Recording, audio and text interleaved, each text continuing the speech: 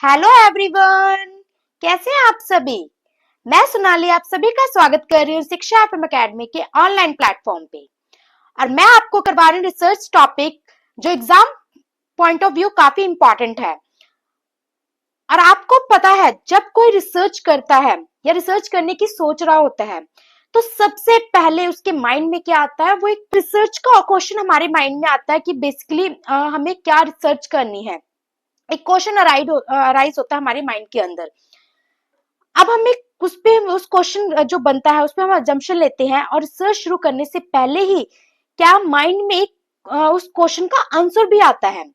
ये सभी basically psychologically सभी के साथ होता है, बट रिसर्चर्स उस आंसर को लेकर पूरी तरह श्योर नहीं होते हैं क्योंकि वो एक टेंटेटिव सोल्यूशन होता है।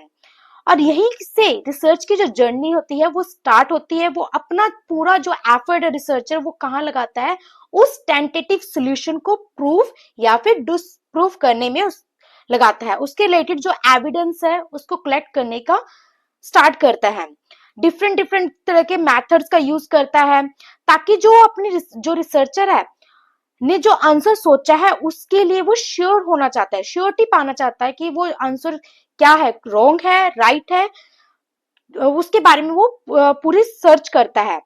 तो ये तो आप उसे एक्सेप्ट करेंगे या फिर उसको रिजेक्ट करेंगे। यही क्या है, टेंटेटिव सोल्यूशन कहलाता है। और वही टेंटेटिव सोल्यूशन क्या कहते हैं, इट्स ए हाइपोथेसिस। वो क्या होता है tentative solution, it's hypothesis assumption होती है जिसे जो रिसर्चर को अपनी रिसर्च के दौरान या तो प्रूव करना होता है फिर या तो उसको डिसप्रूव करता है। हर रिसर्च में कोई ना कोई गैप जरूर रहता है और रिसर्च का काम होता है कि जो रिसर्चर होता है उसका काम होता है उस फील्ड में फर्दर रिसर्च करने के लिए कि सबसे पहले ऑलरेडी हुई रिसर्च में गैप फाइंड आउट करना। और वो गैप कैसे फाइंड आउट कर सकता है, लिटरेचर सर्वे से, रिव्यू से, जो वो उसने टॉपिक डिसाइड किया है उसके रिलेटेड जो ऑलरेडी रिसर्च हो चुकी है, लिटरेचर ऑलरेडी उसके अकॉर्डिंग जो उसके रिलेटेड जो पब्लिश्ड है उनको पढ़ना, उसको सर्वे करना, रिव्यू करना, ताकि आपको रिसर्च गैप पता लगे कि आप फर्दर उस कॉन्टेक्स्ट में ही कैसे आगे रिसर्च कर सकते हो। तो जब आपको गैप फाइंड आउट हो जाता है तब अपनी रिसर्च को स्टार्ट करते हैं। तो ये होता है हाइपोथेसिस को टेस्टिंग करना। और उसके डिफरेंट डिफरेंट मेथड है हाइपोथेसिस जो है उसको टेस्ट करने के, वो क्या है हम आज की क्लास में ही डिस्कस करेंगे। और अगर अभी तक आपने हमारे चैनल को सब्सक्राइब नहीं किया है तो मेक श्योर आप चैनल को सब्सक्राइब कर लें ताकि आपको क्लासेस की अपडेशन मिलती रहे। अब हम बात करते हैं डेफिनेशन की। डेफिनेशन क्या है, a hypothesis is useful tool to solve all research problems and issues. Hypothesis एक यूजफुल टूल है जो कि रिसर्च प्रॉब्लम्स को सॉल्व करने या रिसर्च प्रॉब्लम या फिर इश्यूज को सॉल्व करने के लिए यूज किया जाता है। यह hypothesis refer to an assumption, ये एक अजम्पशन है, परिकल्पना है, that is made to find out solution of problem, जिसको बनाया जाता है, जिसकी हेल्प से क्या है जो सोल्यूशन का जो प्रॉब्लम है उसका सोल्यूशन फाइंड आउट किया जाता है। It's validity is unknown. Most important keyword है यहाँ पे कि जो इसकी वैलिडिटी होती है वो अननोन होती है। वो रिसर्चर को नहीं पता कि जो उसने सोचा है, जो उसका आंसर, जो क्वेश्चन उसके माइंड में राइज हुआ और जो उसने उसका आंसर सोचा है वो ट्रू है या फिर नहीं। उसी चीज को प्रूव करने के लिए वो क्या अपनी रिसर्च करता है।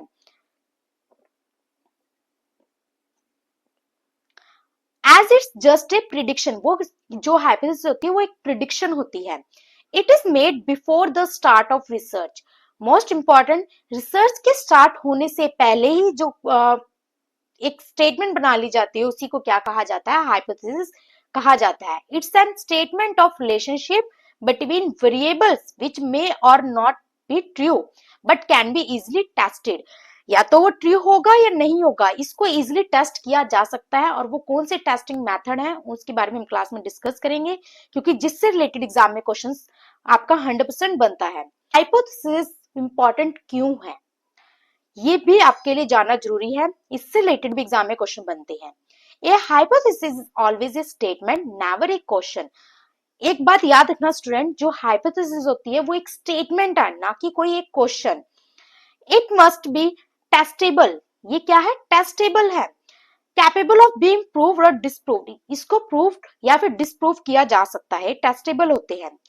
It connects pure knowledge to new investigation, ये न्यू इन्वेस्टिगेशन को क्या कहते हैं, जो न्यू नॉलेज को इन्वेस्टिगेट करने में हेल्प करता है, उसके साथ कनेक्शन बिल्ड करता है। एक guide your experimental design and data collection, जो आपकी डाटा कलेक्शंस हैं और जो आपने रिसर्च डिजाइन किया है उसके रिलेटेड आपको गाइड करता है कि बेसिकली आपको किस पाथ पे चलना है, आपका एक फोकस बनाता है उस चीज के तरफ। स्टैब्लिश ए बेसलाइन, आपको एक बेसलाइन देता है जिसके अगेंस्ट हम रिजल्ट जो अपनी रिजल्ट है उसको मेजर करते हैं। helps reader assess the relevance and validity of your research before they read the full paper.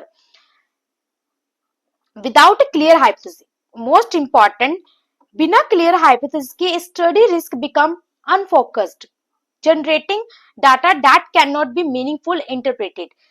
स्पष्ट जो परिकल्पना के अनुभव में अगर आपकी परिकल्पना क्लियर नहीं होगी, मतलब हाइपोथेसिस आपका क्लियर नहीं होगा, तो अध्ययन के दिशाहीन होने मतलब रिस्क जो है और डाटा के उत्पन्न होने का खतरा रहता है, जिसका सार्थक रूप से विश्लेषण नहीं किया जा सकता है।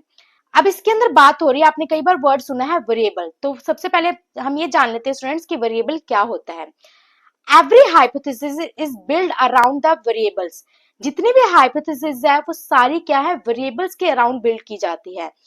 The major elements you study will examine, कि आप बेसिकली क्या मेजर करना चाह रहे हो, क्या एग्जामिन करना चाह रहे हो, वो जो एलिमेंट है वो क्या कहलाता है, वेरिएबल।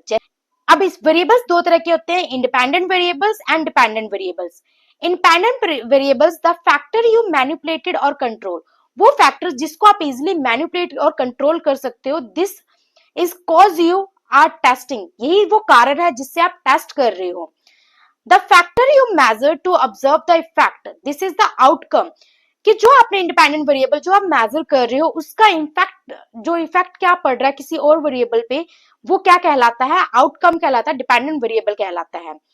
जैसे कि यहाँ पे मैंने एग्जांपल ले रखा है, और इससे पहले स्टूडेंट एक बात हमेशा याद रखना, कोई भी चीज के होने का कोई ना कोई कारण जरूर होता है और उसकी वजह से किसी ना किसी चीज पर प्रभाव भी पड़ता है, मतलब कॉज का इफेक्ट पर जरूर पड़ता है, और यही कॉज जो है आपका क्या कहलाता है, इंडिपेंडेंट वेरिएबल कहलाता है, और जो इफेक्ट होता है वो आपका क्या है, डिपेंडेंट वेरिएबल है। और मैंने डिटेल में जो प्रीवियस क्लास में मैंने इसके बारे में डिस्कस किया, अगर आपने वो नहीं देखा तो मेक श्योर आप वो क्लासेस को देख लें। कॉज एंड इफेक्ट पे मैंने आपके यहाँ पे एग्जांपल भी लिया है कि impact of weather on the use of traditional print libraries, कि वेदर्स का क्या इम्पैक्ट पड़ रहा है यूजर्स पे ट्रेडिशनल लाइब्रेरीज को यूज करते हुए। तो यहाँ पे क्या है, मैंने आपके रिसर्च लिया है, तो आप इसके अंदर क्या है, जो इम्पैक्ट ऑफ वेदर है वो क्या है, आपका इंडिपेंडेंट वेरिएबल है, और जो ट्रेडिशनल लाइब्रेरी है वो क्या आपकी डिपेंडेंट वेरिएबल है। कि डिपेंडेंट वेरिएबल ही ऐसा फैक्टर है जिस पर इफेक्ट डलता है और उससे ही मेजर किया जाता है रिजल्ट निकालने के लिए। कि इंडिपेंडेंट और डिपेंडेंट के रिलेशनशिप को ही क्या कहा जाता है, कॉजेशन कहा जाता है। और जो आप हाइपोथेसिस होता है ना आपका, वो इसी कॉजेशन का डेफिनेशन होती है। अगर तो कॉज की वजह से इफेक्ट पड़ रहा है तो वो क्या है, जीरो या फिर आपकी नल हाइपोथेसिस कहलाती है।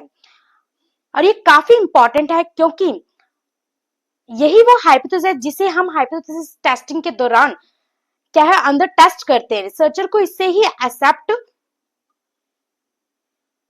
या फिर रिजेक्ट करवाना होता है। तो नल हाइपोथेसिस नो इफेक्ट, इसके जो assumed default statement of no difference और नो इफेक्ट, इसमें कोई इफेक्ट नहीं होता, ये इक्वली होते हैं और कोई डिफरेंस नहीं होता इसके अंदर, और जो सिग्निफिकेंस भी कोई नहीं होता इसके अंदर, जो सिग्निफिकेंस लेवल होता है वो हम क्लास में आगे डिस्कस करेंगे। जो नल हाइपोथेसिस को हम H0 से डिनोट करते हैं और अल्टरनेटिव हाइपोथेसिस को हम H1 या फिर HA से डिनोट करते हैं। ये आपको याद रखना है क्योंकि कई बार एग्जाम के अंदर आपको फुल नेम ना दे के H0 या फिर H1 से रिप्रेजेंट करते हैं। तो आपको याद रखना है H0 नल हाइपोथेसिस है और अल्टरनेटिव हाइपोथेसिस को या तो H1 या फिर HA से डिनोट करेंगे। The statement you actually want to prove, ये वो स्टेटमेंट है जिसको हम एक्चुअली में प्रूव करना चाहते हैं। सजेस्ट ए रिलेशनशिप और डिफरेंस एग्जिस्ट, और इसके अंदर क्या है, डिफरेंस एग्जिस्ट करता है, इसी को हमें क्या प्रूफ करना होता है। बट हम टेस्ट क्या करते हैं, नल हाइपोथेसिस को टेस्ट करते हैं, क्योंकि हम डायरेक्टली ऐसा कोई मेथड नहीं जिससे अल्टरनेटिव हाइपोथेसिस को मेजर किया जा सके। हमेशा याद रखना, जिससे रिलेटेड एग्जाम में क्वेश्चन बनता है आपका, स्टूडेंट्स नल हाइपोथेसिस में ना मैथमेटिकल रूल आपको याद रखना है, जिससे रिलेटेड एग्जाम में क्वेश्चन बनता है कि ऑलवेज कंटेन इक्वालिटी। जो हाइपोथेसिस नल हाइपोथेसिस होता है उसके अंदर कोई डिफरेंस नहीं होता, कोई इफेक्ट नहीं होता, इसलिए हमेशा क्या है, ऑलवेज इक्वल होते हैं पैरामीटर्स, इसके एक स्पेसिफिक वैल्यू देते हैं। तो ये याद रखना है, जो इसके अंदर म्यू जो होगा आपका, इसमें एक साइन आता है म्यू, जो कि आपका पॉपुलेशन होता है, पॉपुलेशन मीन को म्यू कहते हैं। और इसके अंदर क्या है, म्यू नॉट आता है आपका, जो आपका हाइपोथेसिस वैल्यू होती है म्यू पे, हाइपोथेसिस वैल्यू ऑफ म्यू। तो ये आपकी क्या है, ये हमेशा ही क्या है, इक्वल होंगे, mu equal to mu naught या इक्वल टू। और इसके अंदर क्या है, mathematical rules never contain equality, इसके अंदर कोई भी किसी भी तरह की इक्वालिटी नहीं होती अल्टरनेटिव वाले में। एग्जाम फैक्ट क्या है, this is the only hypothesis that is directly testable by the researcher. ये एक ओनली हाइपोथेसिस है जिसको रिसर्चर्स द्वारा टेस्ट किया जा सकता है, और can not be directly tested, its fate depend entirely on the whether hypothesis, जो नल हाइपोथेसिस रिजेक्टेड। ये पूरी क्या है, नल हाइपोथेसिस के रिजेक्ट करने पे डिपेंड करती है। अगर नल हाइपोथेसिस आप रिजेक्ट कर देते हो तो क्या है, वो जो आपका अल्टरनेटिव हाइपोथेसिस है वो अपने आप ही क्या है, एक्सेप्ट हो जाएगी। तो बेसिकली जो रिसर्चर होता है अपनी रिसर्च के दौरान जो नल हाइपोथेसिस को ही रिजेक्ट करने की कोशिश करता है, तो इसी चीज को टेस्ट किया जाता है। तो यही आपका क्या है, हाइपोथेसिस टेस्टिंग कहलाती है, कि एक स्टैटिकल मेथड होती है to determine if there is a evidence to support a claim about population parameters, कि एक सांख्यिक विधि जिसका उपयोग जनसंख्या पैरामीटर्स के बारे में किसी दावे का परीक्षण करने के लिए किया जाता है। इसमें सबसे पहले क्या आपका जो हाइपोथेसिस को फॉर्मुलेट किया जाता है, परिकल्पना तैयार की जाती है, फिर उसके रिलेटेड जो रिसर्चर होता है वो क्या है, एविडेंस डाटा कलेक्ट करता है। और डाटा कलेक्ट करने के भी डिफरेंट मेथड्स हैं, वो मैंने आपको प्रीवियस क्लास में करवाया है। अगर आपने वो क्लासेस नहीं देखी है तो मेक श्योर आप वो क्लासेस को देख लें। फिर जब वो डाटा को कलेक्ट करता है, सैम्पलिंग मेथड, मतलब वो पूरी पॉपुलेशन में से एक सैंपल को लेके उससे रिलेटेड ही क्या एविडेंस कलेक्ट करता है, और सैंपल क्या होता है हम इस आज की क्लास में डिस्कस करेंगे। फिर जो डाटा कलेक्ट उसने किया है उसको क्या एनालाइज करता है, डाटा को कैलकुलेट पी वैल्यूज, उसकी पी वैल्यूज कैलकुलेट करता है कि वो सिग्निफिकेंट वैल्यू से कितनी ज्यादा है उसकी वैल्यू, कि हम उसको कैसे, फिर लास्ट में कंक्लूजन निकालता है, या तो वो नल हाइपोथेसिस को रिजेक्ट करवा देता है या फिर फेल टू रिजेक्ट होता है। तो ये आपका क्या है, कंक्लूजन निकलता है, तो आपकी क्या है, रिसर्च कंप्लीट मानी जाती है। फिर आप क्या रिपोर्ट वगैरह तैयार करते हो उसके रिलेटेड, एक जर्नलाइज जो आपकी थीसिस जिसको आप रिपोर्ट कहते हो, वो थीसिस होती है आपकी, वो उसको आप प्रिपेयर करते हो। अब इसके अंदर भी क्या आपके एरर्स, तो स्टूडेंट इसमें एरर्स आते हैं, एरर इन हाइपोथेसिस टेस्टिंग। जो हाइपोथेसिस की टेस्टिंग करते हैं उसके अंदर भी कई तरह के एरर्स निकलते हैं, दो तरह के बेसिकली एरर निकलते हैं, type 1 error and type 2 error. ये आपको याद रखना है स्टूडेंट्स, मोस्ट इंपॉर्टेंट है कि हाइपोथेसिस के अंदर कितनी तरह के एरर्स होते हैं, तो दो तरह के एरर्स होते हैं, type 1 error and type 2 error. Type 1 error क्या है, जिसको रिजेक्टेड हाइपोथेसिस है, और जो टाइप 2 है उसके अंदर एक्सेप्टेड हाइपोथेसिस। मतलब कि आप इसको एक हिंट ले सकते हो, मेमोरी ट्रिक है, महापाप होता है जो आपका टाइप 1 एरर है, जो कि अल्फा एरर भी कहते हैं इसको, और जो टाइप 2 एरर है वो आपका क्या है, जिसको पाप कहा जाता है, इट्स बिट्टा एरर। ये आपको याद रखना है, मोस्ट इंपॉर्टेंट है आपका, कि जो आपका टाइप 1 एरर है उसको अल्फा एरर भी बोलते हैं, टाइप 2 एरर जो आपका बिट्टा एरर भी कहलाता है। टाइप 1 एरर के अंदर क्या है, कि मान लो आपकी जो नल हाइपोथेसिस है वो ट्रू थी, बट आपने उसको रिजेक्ट कर दिया, तो मतलब आपने क्या किया, घोर पाप कर दिया। आप बेसिकली इसको ऐसे समझ सकते हो, याद करने के लिए, कि आपकी एक्चुअल में आपकी नल हाइपोथेसिस क्या है, प्रूफ हो रही थी, ट्रू हो रही थी, बट आप उसको रिजेक्ट कर देते हो, तो आपके टाइप 1 एरर में चले जाते हो। और टाइप 2 एरर में क्या है, अगर आपकी जो नल हाइपोथेसिस है वो फेल हो रही थी, बट फिर भी आप क्या उसको एक्सेप्ट कर लेते हो, तब आप कौन से एरर कहलाता है, वो टाइप 2 एरर कहलाता है। अगर आपने उसको एक्सेप्ट कर लिया, मतलब वो अगर आपने उसको रिजेक्ट कर दिया, कि ट्रू होने के बाद भी रिजेक्ट कर दिया, तो आप उसको अल्फा एरर कहोगे। और अगर आप उसको करेक्ट मान लेते हो, रिजेक्ट नहीं करते हो, तो क्या है वो आपका 1 माइनस अल्फा अल्फा हो जाता है। और इसके अंदर भी है, अगर आप उसको रिजेक्ट कर देते हो तो आपका बीटा माना जाएगा, बीटा एरर माना जाएगा। अगर आप उसको एक्सेप्ट कर लेते हो तो 1 माइनस बीटा माना जाता है। ये आपको याद रखना है। 1 माइनस अल्फा, 1 माइनस बीटा कब आता है आपका, जब आप उस चीज को एक्सेप्ट कर लेते हो तब आपका 1 माइनस अल्फा और 1 माइनस बीटा आता है। अब इसमें कॉज क्या निकलता है, रिसर्चर्स फॉल्ट और स्ट्रिक्टनेस। ये क्यों आता है, टाइप 1 एरर क्यों होता है? इसमें बेसिकली रिसर्चर्स का फॉल्ट होता है कि वो क्या कर रहा है, वो अपनी जो अपने डिजायर रिजल्ट के लिए क्या है कुछ ना कुछ एरर कर देता है। तो किस तरीके का, एक्चुअल में उसकी ट्रू हो रही थी हाइपोथेसिस और वो रिजेक्ट कर बैठता है, तो वो टाइप एरर 1 में चला जाता है।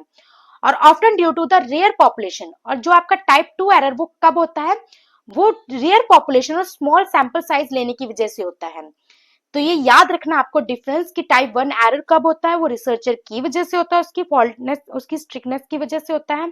और जो टाइप 2 एरर है वो पॉपुलेशन, रेयर पॉपुलेशन और स्मॉल सैंपल साइज की वजह से होता है। तो ये दोनों तरह के आपको सैंपल याद होने चाहिए, और जो टाइप एरर्स वो याद होने चाहिए। और वही जो आपकी सिग्निफिकेंस लेवल, अगर आपकी वो क्या है बड़ी होगी पी वैल्यू से, तो आप क्या है उसको इजिली आप क्या एक्शन लोगे, जो रिसर्चर क्या एक्शन लेगा वो रिजेक्ट कर देगा नल हाइपोथेसिस को विदाउट किसी प्रॉब्लम के, उसको इजिली उसको रिजेक्ट कर सकता है अगर आपकी जो पी वैल्यू है वो हाइपोथेसिस से लेवल ऑफ सिग्निफिकेंस से कम होगी। तो मान लो अगर हमने 5% सिग्निफिकेंस, लेवल ऑफ सिग्निफिकेंस हमारा 5% है, 5%, 1%, 10%, ये आपको परसेंटेज याद रखनी है। इस परसेंट के लेवल बेसिकली माने जाते हैं और एग्जाम में भी इसी लेवल से पूछा जाता है।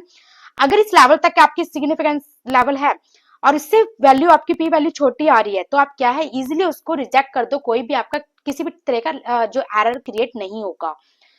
मतलब स्ट्रॉन्ग एविडेंस देता है we support the alternative hypothesis. यहाँ पे आपका क्या है, ये स्ट्रॉन्ग एविडेंस देता है कि आप नल हाइपोथेसिस को रिजेक्ट करो और जो आपकी अल्टरनेटिव हाइपोथेसिस वो फुल्ली क्या है एविडेंस मिल जाता है, वो उसको एक्सेप्ट किया जा सकता है।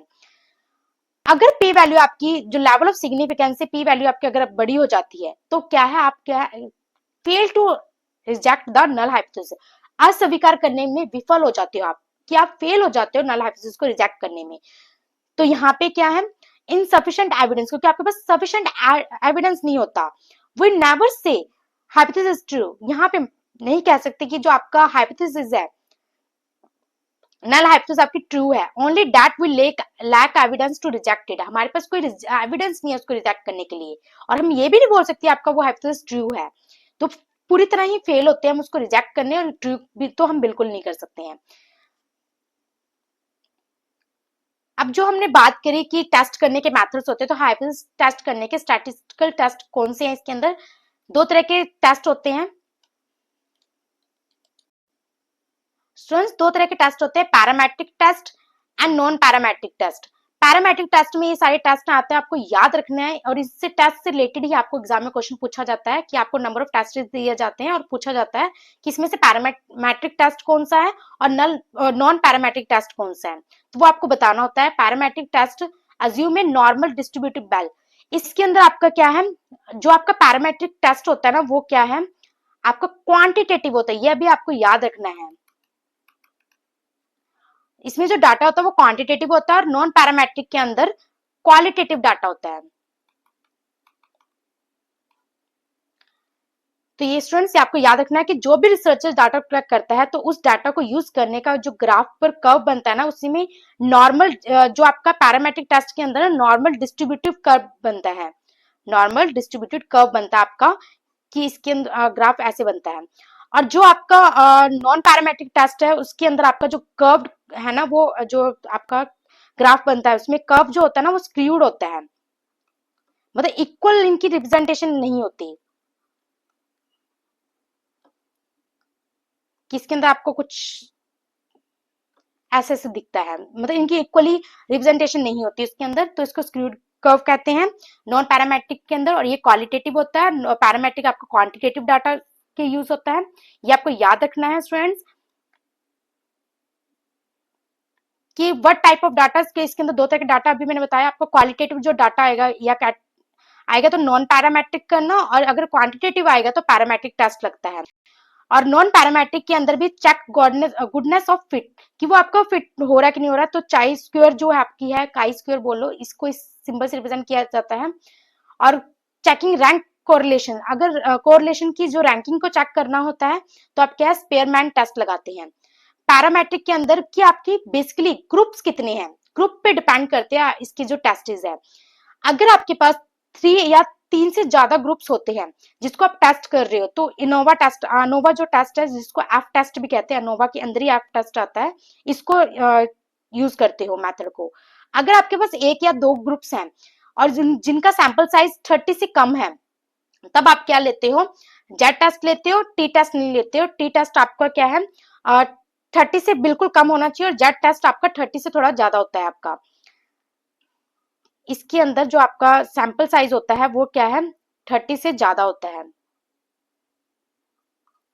और इसके अंदर जो सैंपल साइज होता है वो आपका 30 से कम होता है। तो ये आपको याद रखना है स्टूडेंट्स, और ये 1 या 2 ग्रुप्स के बीच में होता है। अगर 2 ग्रुप से ज्यादा ग्रुप्स होंगे तो आपका अनोवा टेस्ट एफ टेस्ट लगता है। मोस्ट इंपॉर्टेंट स्लाइड, आप स्क्रीनशॉट भी ले सकते हो। लाइब्रेरी साइंस एप्लीकेशंस के बारे में देखते हैं, पुस्तकालय विज्ञान के उदाहरण भी देख लेते हैं कि testing if library workshops improve students literacy score. अगर हमें ये टेस्ट करना है तो हम कौन सा टेस्ट लगाएंगे, टी टेस्ट लगाएंगे, क्योंकि इसके अंदर हमने क्या है एक ही ग्रुप्स के बारे में बात कर रहे हैं। कंपेयरिंग डिजिटल रिसोर्सेज, हम डिजिटल रिसोर्सेज की कंपैरिजन करने uses between UG, PG and PhD students, undergraduate, postgraduate और पीएचडी स्टूडेंट्स के बीच में। और यहाँ पे आपके कितनी ग्रुप्स हो गए, 3 ग्रुप्स की बात हो रही है, तो आपका बेसिकली यहाँ पे कौन सा टेस्ट लगेगा, अनोवा टेस्ट लगेगा। तो इस तरीके से आप देख सकते हो किस तरह के रिसर्च में किस तरह के टेस्ट लगाए जाते हैं। Evaluating if physical versus online users fall into satisfy और डिससेटिस्फाई कैटेगरी के अंदर आ रहे हैं, तो इसके अंदर कौन सा टेस्ट लग रहा है आपका, काई स्क्वायर टेस्ट लग रहा है आपका। जो यहाँ पे गोल्डन एग्जाम जो मैंने यहाँ पे रिमाइंडर दे रखा है आपको, जिस पॉइंट को आपको याद रखना है मोस्ट इंपॉर्टेंट है कि always test the null hypothesis. तो आपसे क्वेश्चन पूछा जाता है कि रिसर्च के दौरान हम बेसिकली किसको टेस्ट करते हैं, नल हाइपोथेसिस को कि हाइपोथेसिस को। तो आपको याद रखना है नल हाइपोथेसिस को ही टेस्ट किया जाता है, क्योंकि डायरेक्ट कोई मेथड नहीं है अल्टरनेटिव हाइपोथेसिस को प्रूव करने का। और ये चीज भी आपसे क्वेश्चन पूछा जा सकता है कि क्यों नहीं कर सकते, तो मैंने आपको बताया क्योंकि जो डिपेंडेंट और इंडिपेंडेंट वेरिएबल्स के बीच में नंबर ऑफ इंटरवल्स आ सकते हैं, नंबर ऑफ सिचुएशंस आ सकते हैं, अल्टरनेटिव डेफिनेशंस आ सकती हैं जिनको डिफाइन किया जा सकता है अलग अलग मेथड से। तो उन सभी को एक्सपेक्ट करना, उनकी एक्सपेक्टेशन प्रिडिक्शन लगाना पॉसिबल नहीं है। और टाइप 1 एरर क्या है, रिजेक्टेड एक ट्रू, आपका हाइपोथेसिस ट्रू होने पे आप उसको रिजेक्ट कर देते हो, महापाप हो जाता है आपसे, तो आप टाइप 1 एरर में चल जाते हो, जो कि आपके रिसर्चर की वजह से होता है। ये भी याद रखना है किसकी वजह से होता है, आपका रिसर्चर की वजह से आपका जो एरर आता है वो टाइप 1 एरर आता है। और सैंपल की साइज की वजह से और जो रेयर पॉपुलेशन की वजह से जो एरर आता है वो आपका टाइप 2 एरर है। पी वैल्यू क्या आपका हमेशा जो आपका अल्फा वैल्यू से, मतलब आपकी लेवल ऑफ सिग्निफिकेंस से कम होगी, तो आपका क्या है आप इजिली उसको हाइपोथेसिस को रिजेक्ट कर सकते हो। मोस्ट इंपॉर्टेंट तीनों पॉइंट्स थे एग्जाम पॉइंट ऑफ व्यू, तो आपको ये याद रखना है। आप क्वेश्चन देख सकते हो कि which of the following are non parametric test. इसमें पैरामेट्रिक टेस्ट कौन सा नहीं है, ANOVA test, Spearman correlation efficiency, Z test, chi square test, या फिर जो आपके लास्ट इसमें से पैरामेट्रिक नॉन पैरामेट्रिक टेस्ट कौन से नहीं है। तो मैंने अभी आपको करवाया स्पेयरमैन वाला भी आपका पैरामेट्रिक टेस्ट है, काई भी है, क्रूशियल भी है। तो इसके अंदर आपका ए और जो जेड, मतलब इसके अंदर कौन सा है, तो बी, डी और ई। तो बी, डी, ई आपका क्या है, लास्ट ऑप्शन आपका करेक्ट ऑप्शन है। तो इस तरीके से ये आपका दिसंबर 2025 में ही आपका ये क्वेश्चन पूछा गया था। नेक्स्ट क्वेश्चन है to test the null hypothesis. अगर हमें नल हाइपोथेसिस को टेस्ट करना है तो रिसर्चर क्या यूज करेगा। तो बेसिकली यहाँ पे ऑप्शंस थे, तो यहाँ पे मैंने मिस कर दिया, आप इसमें इजीली बता सकते हो। अगर रिसर्चर को नल हाइपोथेसिस को टेस्ट करना है तो वो बेसिकली कौन से टेस्ट यूज करेगा, काई टेस्ट और एनोवा टेस्ट, ये दोनों टेस्ट का यूज करेगा वो, क्योंकि आपके नल हाइपोथेसिस के अंदर दोनों ही आते हैं। उसने ये नहीं पूछा कि पैरामेट्रिक है कि नॉन पैरामेट्रिक है। आपसे यहाँ पे क्वेश्चन, पिछले क्वेश्चन में आपने बेसिकली वहां पे बोला था कि नॉन पैरामेट्रिक टेस्ट बताओ, तो आपने बताया। अब यहाँ पे क्वेश्चन को ध्यान से देखो कि आपको नल हाइपोथेसिस पूछा कि उसको टेस्ट करने के कौन से मेथड है, तो काई स्क्वायर टेस्ट जो कि आपका नॉन पैरामेट्रिक टेस्ट था, और आपका अनोवा टेस्ट जो कि आपका पैरामेट्रिक टेस्ट था। ये दोनों टेस्ट आपके यूज होते हैं। 2 और 3rd ऑप्शन आपका क्या है, करेक्ट है। Using an appropriate parametric test, एक पैरामेट्रिक टेस्ट यूज करके in a research project the researcher finds evidence to reject the null hypothesis. अगर उसको नल हाइपोथेसिस को रिजेक्ट करना है तो उसको कौन सा एप्रोप्रिएट जो पैरामेट्रिक टेस्ट लगाना होता है। इन डूइंग सो, ताकि इज लाइकली टू हैपन, वो चीज हैपन हो जाए। क्या चीज, बेसिकली अल्फा एरर क्या करना होता है उसको, होता है इसके अंदर कि एक्चुअल में उसने क्या है, रिसर्चर को एविडेंस मिल जाता है कि वो इजिली क्या है, जो नल हाइपोथेसिस है उसको रिजेक्ट कर देता है। अल्फा एरर जो उसका उसको वो क्या है, टेस्ट करता है। तो पॉपुलेशन क्या है, the entire target audience for the research. Research के लिए जो एंटायर टारगेट ऑडियंस है उसको क्या कहा जाता है, पॉपुलेशन कहा जाता है। कि अगर हमें यूजीसी हमें लाइब्रेरी के कॉन्टेक्स्ट में करनी है तो लाइब्रेरीज, जितनी भी लाइब्रेरीज हैं वो क्या है हमारे लिए, क्या पॉपुलेशन कहलाएगी। अब डिपेंड करता है हम किस पे टेस्ट करना चाह रहे हैं। हम आईआईटीज पे टेस्ट कर रहे हैं, उनकी लाइब्रेरीज पे टेस्ट कर रहे हैं, यूनिवर्सिटीज पे टेस्ट कर रहे हैं, स्कूल लाइब्रेरीज के लेवल पे टेस्ट कर रहे हैं, या फिर कॉलेज लाइब्रेरी पे, या फिर पब्लिक लाइब्रेरी, या फिर स्पेशल लाइब्रेरीज, वो हमारे फर्दर एलिमेंट्स जो हमारे वेरिएबल्स आते हैं। बट क्या है, ये सारे क्या है, पॉपुलेशन कहलाती है। We can not communicate with everyone, हम हर एक से कम्युनिकेट कर पाना ये हमारे लिए पॉसिबल नहीं है। अगर आप ओनली यूजीसी नेट की बात करो तो टोटल और जो क्या है 10 लाख की पॉपुलेशन यूजीसी नेट स्टूडेंट्स की पॉपुलेशन काउंट होती है। तो सबसे आप इजिली जो एविडेंस कलेक्ट कर सकते हो कि हाँ जी यूजीसी नेट पेपर कैसा है, आप इसको क्यों देते हो, आपको असिस्टेंट प्रोफेसर बनना है कि जेआरएफ क्लियर करना है, पीएचडी करना है, ये सारा अगर आप इस तरह की रिसर्च करना चाहते हो तो इतनी ज्यादा पॉपुलेशन से आप इंडिविजुअल से रिसर्च कलेक्ट नहीं कर सकते हो। वहीं पे अगर मैं क्या है उसमें से एक सैंपल ले लूं, एक ग्रुप ऑफ ले लूं, एक स्मॉलर एक्सट्रैक्ट ड्रॉ कर लूं फ्रॉम द पॉपुलेशन, तो उनसे क्या है इजिली मैं डाटा को क्या है कलेक्ट कर सकती हूँ। तो किसी भी चीज का छोटा सा जो पार्ट मैंने चूज किया अपनी रिसर्च के लिए, उसी को क्या कहते हैं, सैंपल कहते हैं। It must be correct representative, वो एक करेक्ट रिप्रेजेंटेटिव होना चाहिए टू एक्यूरेट रिजल्ट, जो रिसर्च रिजल्ट मिले। अब आप कर रहे हो यूजीसी नेट स्टूडेंट्स पे रिसर्च कर रहे हो, उनका पॉइंट ऑफ व्यू जानना चाहते हो बेसिकली आप कि बेसिकली जो स्टूडेंट्स है वो रिसर्च यूजीसी नेट एग्जाम क्यों देते हो। अगर इस तरह के अगर आप रिसर्च करना चाहते हो तो आप कोई कॉलेज स्टूडेंट्स को जाके आप नहीं पूछोगे, आप क्या करोगे, जो वो एग्जाम देता है उस तरह की जो ऑडियंस जिन्होंने वो एग्जाम दिया है उन ऑडियंस से ही आप क्या है बेसिकली इसके अंदर आप पीजी जो स्टूडेंट्स हो गए, पोस्ट ग्रेजुएट स्टूडेंट हो गए, पीएचडी स्टूडेंट्स हो गए, उनसे क्या आप डाटा कलेक्ट करोगे। तो आपकी क्या है वो सैंपल, करेक्ट सैंपल आपकी करेक्ट रिप्रेजेंटेटिव कहलाएगी। अब जो सैंपल प्रोसीजर होता है इसके अंदर क्या है, हम एक चेक करते हैं, टारगेट पॉपुलेशन देखते हैं कि टारगेट पॉपुलेशन क्या है हमारा, उसमें से क्या हम सैंपल फ्रेम करते हैं कि उसमें से हम एक सैंपल लेते हैं, सैंपल साइज देखते हैं कि हमें कितना साइज लेना है, वो हमारे रिसर्च के अकॉर्डिंग होता है। ड्रॉ सैंपल, फिर हम क्या है सैंपल ड्रॉ करते हैं, मतलब द स्ट्रक्चर्ड लिस्ट और parameter use to qualify participant, कि आपकी जो रिसर्च के अंदर कौन से पार्टिसिपेंट्स हैं क्वालिफाई करते हैं आपकी रिसर्च में इंक्लूड होने के लिए। फिर आप सैंपल साइज लेते हो, डिसाइड करते हो how many people to include, आप फिर डिसाइड करोगे आपको कितने स्टूडेंट्स इंक्लूड करने, या फिर कितने वो जो आप सैंपल साइज कितना रखना चाहते हो वो आप पे रिसर्चर पे डिपेंड करता है। 10 रखना है, 100 रखना है, 1000 रखना है, कितने आपको रखने हैं वो आप डिसाइड करते हो। ड्रॉ सैंपल, फिर क्या आप यूजिंग रैंडम और नॉन रैंडम मेथड्स को यूज करते हो। रैंडम कि आप क्या है टारगेट पॉपुलेशन लेते हो, फिर उसमें से सैम्पलिंग फ्रेम करते हो, फिर सैंपल साइज डिसाइड करते हो, फिर आप अपनी क्या है सैंपल को ड्रॉ करते हो। तो ये सैंपल प्रोसीजर कहलाता है। अब इसके अंदर भी क्या है सैंपल एरर्स आते हैं कुछ। सैम्पलिंग एरर क्या है, occur when the sample is not correct representative of the population. आपका सैंपल एरर कब काउंट होगा, जब आपकी जो रिप्रेजेंटेटिव है पॉपुलेशन में से वो आपकी करेक्ट नहीं है। आपको रिसर्च करना था यूजीसी नेट स्टूडेंट्स पे, और जो उन स्टूडेंट से ले रहे हो जिन्होंने कभी यूजीसी नेट का एग्जाम के बारे में सुना ही नहीं है, उन्होंने वो एग्जाम दिया ही नहीं है, उनका कोई गोल ही नहीं है उस एग्जाम के प्रति, तो आप उनसे जब डाटा कलेक्ट करते हो तो आपकी क्या सैम्पलिंग एरर कहलाती है।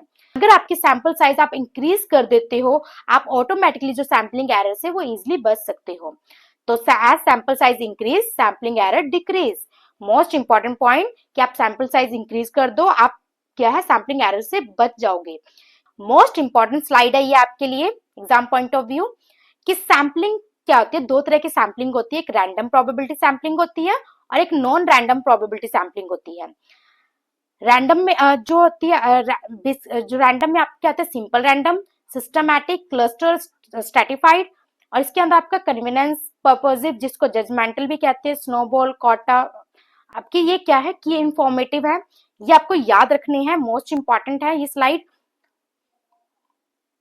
अब यहाँ पे क्वेश्चन आपकी यहाँ पे पॉइंट है कि द बाइज्ड पाथ, जो आपका अनबाइज्ड पाथ होता है, रैंडम प्रोबेबिलिटी होती है, सैम्पलिंग कहलाती है, कि इक्वल चांस होता है एवरी सिंगल मेंबर, जो भी आप इसके अंदर पॉपुलेशन जो सैम्पलिंग में ले रहे हो पार्टिसिपेंट्स को, every single member of the population has an equal opportunity to be selected, कि उनके इक्वल चांसेस होते हैं कि वो उनकी जो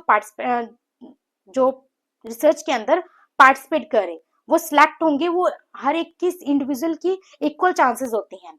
नो बायसनेस, इसके अंदर किसी भी तरह की बायसनेस नहीं होती। The researchers personal preference do not influence the selection, जो रिसर्चर की जो पर्सनल प्रेफरेंस होती है वो जो सिलेक्शन है उसको किसी भी तरह से इन्फ्लुएंस नहीं करती, कोई भेदभाव नहीं होता इसके अंदर। Highly objective idea for highly accurate representative research, ये हाईली एक्यूरेट होता है, और इसको क्या कहते हैं, सिंपल, जो आपके सिंपल, सबसे फर्स्ट आपका सिंपल रैंडम है, इसको क्या कहते हैं, फिश बाउल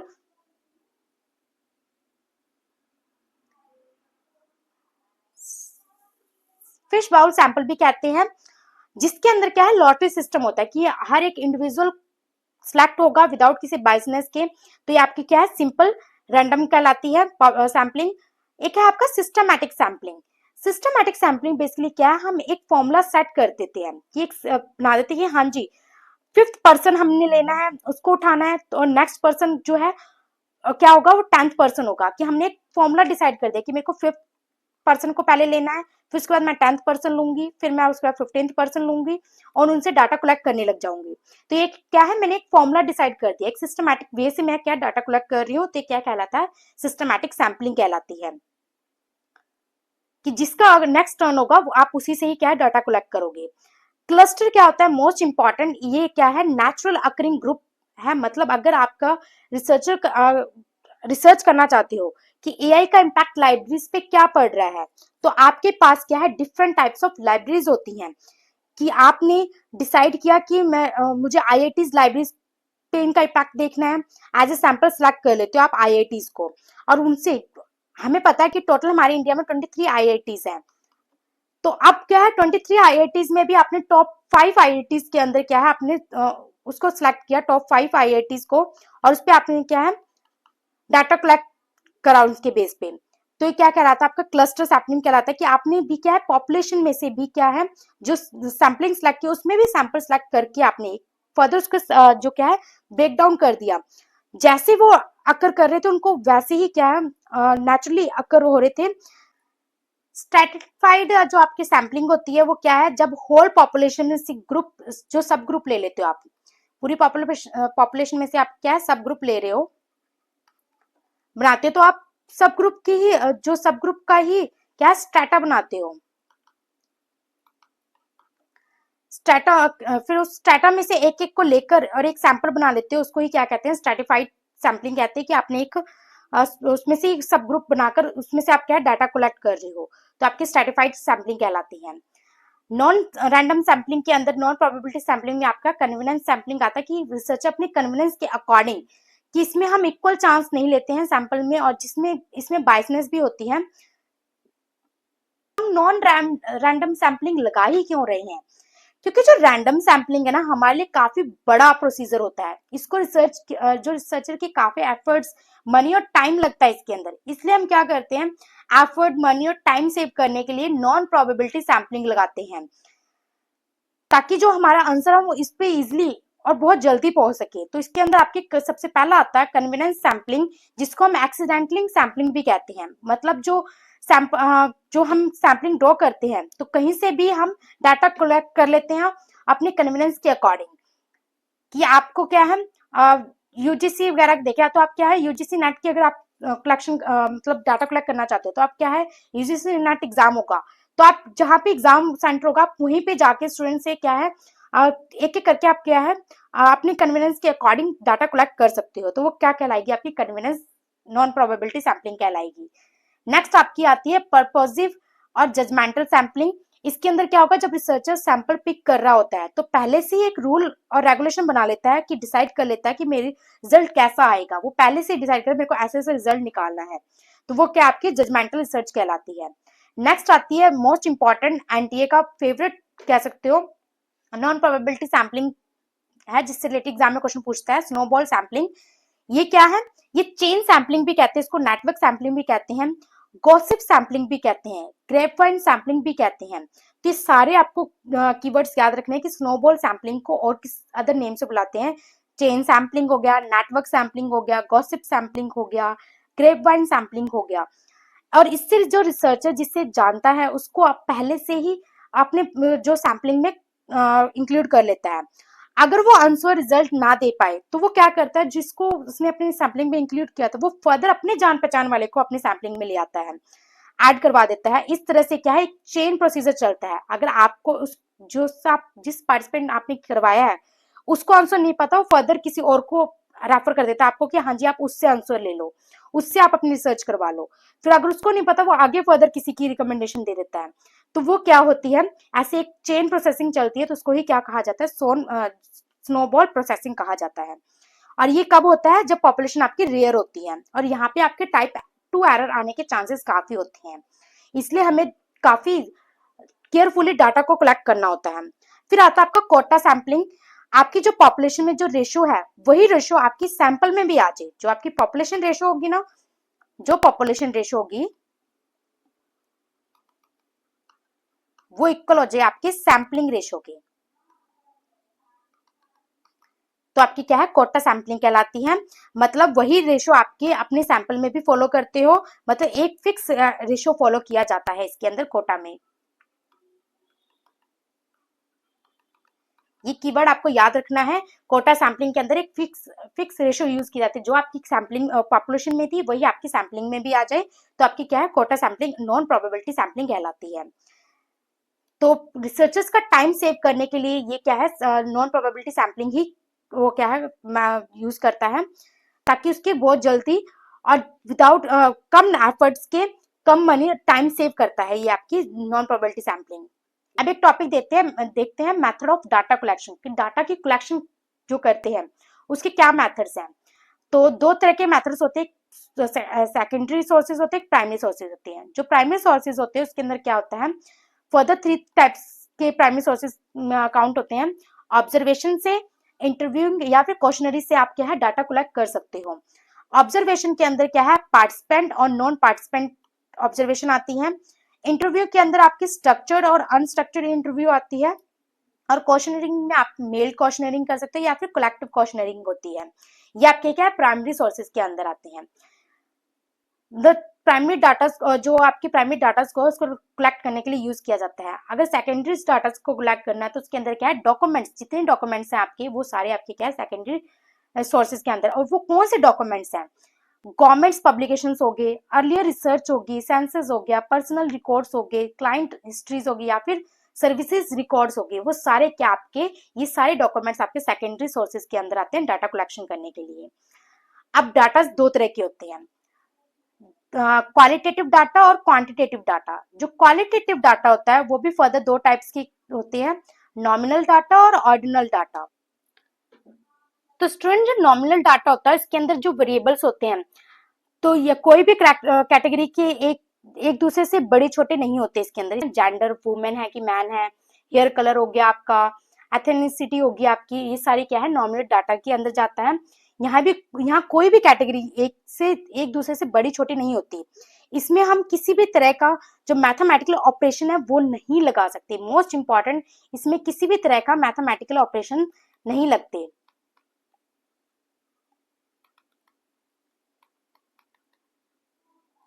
तो इसमें किसी भी तरह का मैथमेटिकल ऑपरेशन नहीं होता।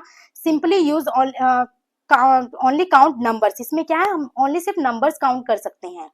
ऑर्डिनल नंबर्स होता है, इसके अंदर क्या है, जो ऑब्जर्वेशन के बेस पर वेरियस कैटेगरीज में डिवाइड किया जाता है। जैसे कि एक कैटेगरी दूसरे बड़ी या छोटी इसमें रिप्रेजेंट करता है।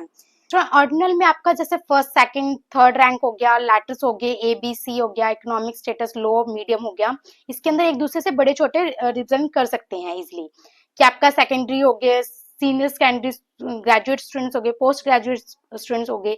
इस केस में जो पोस्ट ग्रेजुएट स्टूडेंट्स होंगे उनकी जो कैटेगरी होगी वो हायर होगी बाकियों की कैटेगरी से। तो इन केस में हम कैटेगरीज को असेंडिंग या फिर डिसेंडिंग ऑर्डर में अरेंज कर सकते हैं इजिली। मोस्ट इंपॉर्टेंट पॉइंट कि जो ऑर्डिनल डाटा होता है, ऑर्डिनल डाटाज होते हैं, उनको असेंडिंग या फिर डिसेंडिंग ऑर्डर में हम अरेंज कर सकते हैं वेरिएबल्स को। यह भी जो क्वांटिफाई नहीं कर सकते हैं, बट न्यूमेरिकली एक्सप्रेस नहीं कर सकते, इसमें क्वांटिफाई कर सकते हैं डिफरेंस को। और इसके अंदर आपका क्या है, डिस्क्रिप्ट डाटा, और जो आपका क्वांटिटेटिव होता है वो डिस्क्रिप्ट डाटा और कॉन्टिन्यूस डाटा होता है। इसके अंदर क्या होता है, जो आपका डिस्क्रीट डाटा में number of students in a class आ गया, आपका the number of workers in a company आप शो करना चाहते हो, या number of homes run a baseball games, या फिर कॉन्टिन्यूस डाटा के अंदर जो आपका डिस्क्रीट होता है वो कंप्लीट वैल्यू देता है, एक कंप्लीट नंबर रिप्रेजेंट करता है। तो आपके क्या है, डिस्क्रीट डाटा है, नंबर ऑफ बुक्स हो गया, एनरोलमेंट हो गई, ये सारे आपके आते हैं। और जो आपके कॉन्टिन्यूस डाटा होता है, इसके अंदर आपके जैसे जो डिस्क्रीट डाटा है उसके लिए आप क्या कैसे रिप्रेजेंट कर सकते हो, बार ग्राफ पे रिप्रेजेंट करते हो इजिली। और जो आपका कॉन्टिन्यूस डाटा वो आपके लिए किससे रिप्रेजेंट करते हो, हिस्टोग्राम आपने पढ़ा होगा, वो जो ग्राफ पे रिप्रेजेंटेशन होती है वो क्या है, कॉन्टिन्यूस डाटा की रिप्रेजेंटेशन होती है।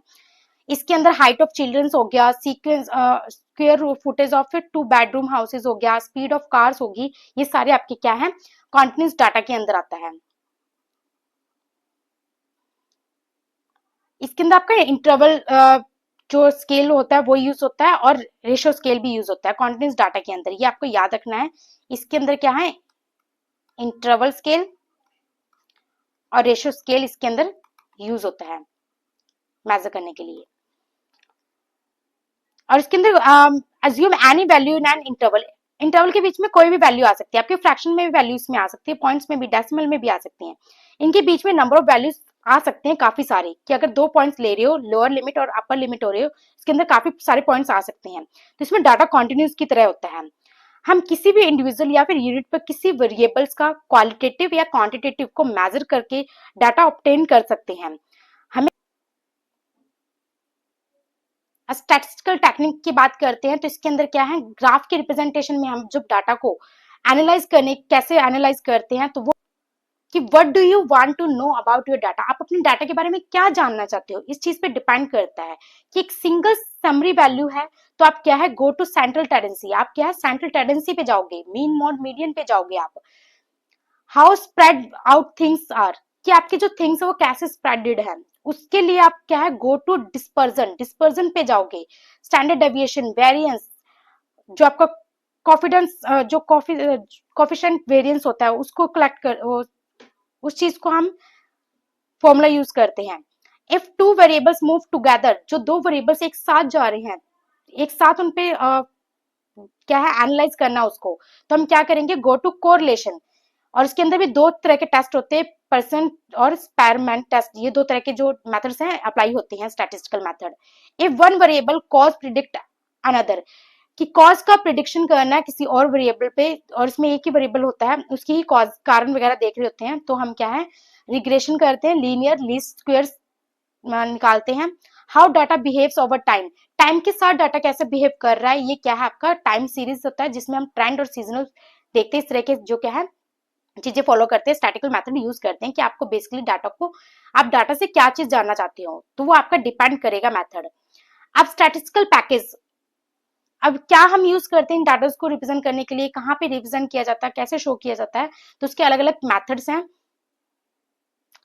स्टैटिस्टिकल एक टेक्निक होता है और मेथड है जो रिसर्चर जिसका यूज करके एस्टिमेट लगाता है कि उसका जो कंक्लूजन कितना रिलायबल है, उसके रिलायबिलिटी को चेक करता है। डाटा की रिलायबिलिटी को चेक करने के लिए जो मेथड यूज करता है उसी को क्या कहा है, उस टेक्निक को क्या कहा जाता है, स्टैटिस्टिकल टेक्निक कहा जाता है। स्टैटिस्टिकल पैकेज में सॉफ्टवेयर्स होते हैं फॉर कलेक्शन, डाटा को कलेक्शन करने के लिए, ऑर्गेनाइज करने के लिए, इंटरप्रिटेशन और प्रेजेंटेशन ऑफ न्यूमेरिकल डाटा को एंड इंफॉर्मेशन को प्रेजेंट करने के लिए जो पैकेज का यूज किया जाता है, सॉफ्टवेयर का यूज किया जाता है, उसको स्टैटिस्टिकल सॉफ्टवेयर कहते हैं। इसके अंदर आपके स्प्रेडशीट हो गया, बिब एक्सेल हो गया, आर स्टैटिक्स हो गया, SPSS हो गया, ये सारे इसके अंदर आपके आते हैं। और भी हैं, मिनी टैब हो गया, आपके ये माइक्रोसॉफ्ट एक्सेल हो गए, ये सारे आपके क्या है स्टैटिस्टिकल पैकेज में ही आते हैं, जिससे आप क्या डाटा को रिप्रेजेंट करते हो। एक एक करके देखते हैं। Statistical data is generally obtained in many formats, बहुत तरह के फॉर्मेट्स में ऑब्टेन किया जाता है। स्प्रेडशीट जो कि आपका MS एक्सेल है, और डाटाबेस MS एक्सेस। डाटा में also be received in various open formats, और डाटा को कई तरह के फॉर्मेट्स में हम रिसीव कर सकते हैं, such as a typically tab eliminated text, tab eliminated text के फॉर्म में, जिसको .dat .tab.text लिख सकते हो आप। इसको ये एक्सटेंशन है, ये आपको याद रखना है, इस एक्सटेंशन से रिलेटेड भी एग्जाम में क्वेश्चन पूछा जाता है।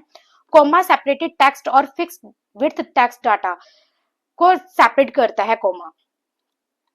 अब माइक्रोसॉफ्ट एक्सेल को देखते हैं। Microsoft Excel is a big worksheet, ये एक बिग वर्कशीट होता है। It can take data row in thousands across 256 columns. इसमें रोज और डाटा की फॉर्म में, कॉलम्स की फॉर्म में आपकी एक वर्कशीट होती है।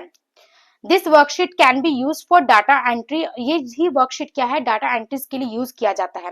पहले जब हम मैनुअली वर्क करते तो हम क्या रजिस्टर्स वगैरह का यूज करते थे, बट अब क्या है अगर हमें डाटा डिजिटली हमें करना है तो हम क्या है जो माइक्रोसॉफ्ट एक्सेल वर्कशीट स्प्रेडशीट का यूज करते हैं डाटा एंट्रीज करने के लिए, and for performing calculation by clicking of buttons, और एक क्लिक से क्या है हम नंबर ऑफ डाटा का कलेक्शन इजिली कर सकते हैं, जिससे कि आपका जो पर्सन होता है उसका बहुत ज्यादा टाइम सेव होता है, और एफर्ट भी सेम होता है, जो आपकी उसके एफर्ट भी कम लगता है उस चीज में।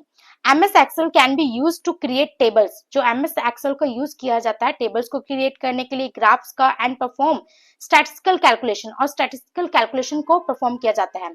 अभी आपने जो ये रिप्रेजेंटेशन देखी कि आपको ऐसे दिख रहा है कि कोई चीज है जिसकी एक सेंट्रल टेंडेंसी आ रही है जो सबसे टॉप पे है, फिर डिक्रीजिंग जा रही है, फिर इंक्रीजिंग जा रही है।